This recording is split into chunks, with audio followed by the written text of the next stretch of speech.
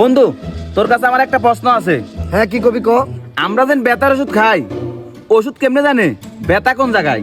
বন্ধু, এখানে মানুষের একটা ভুল ধারণা আছে। মানুষ মনে করে ব্যথার ওষুধের মধ্যে জিপিএস ট্র্যাকার লাগাই না।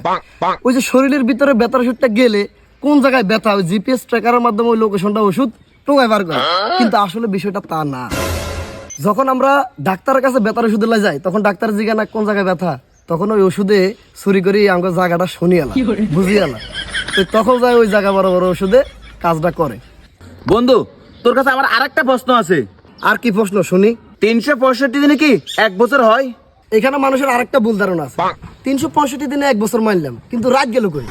365 দিন এবং 365 রাত মিলে 1 বছর। তাহলে বিষয়টা কেমন দাঁড়াইলো? 365 যোগ 365 730। তাহলে বিষয়টা হইব 730 দিবারাত্রি 1 বছর। বন্ধু, তোর কাছে লাস্ট আরেকটি প্রশ্ন আছে। তো শেষের প্রশ্নটা কি শুনি? মানুষ যদি অপারেশন করে আগে দিয়ে অজ্ঞান করে কি কারণে? এই যে আরেকটা মানুষের এখানে ভুল ধারণা আছে।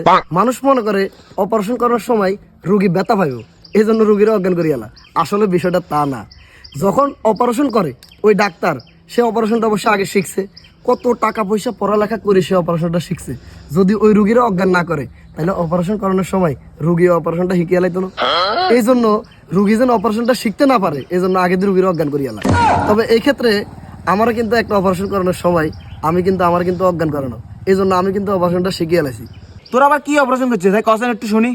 ওই আমার যে ছোটবেলায় যে মুসলমানি করছিল, তখন কিন্তু আমার অজ্ঞান করানো, তা আমি মুসলমানের অপারেশনটা শিখিয়ে লাইছি।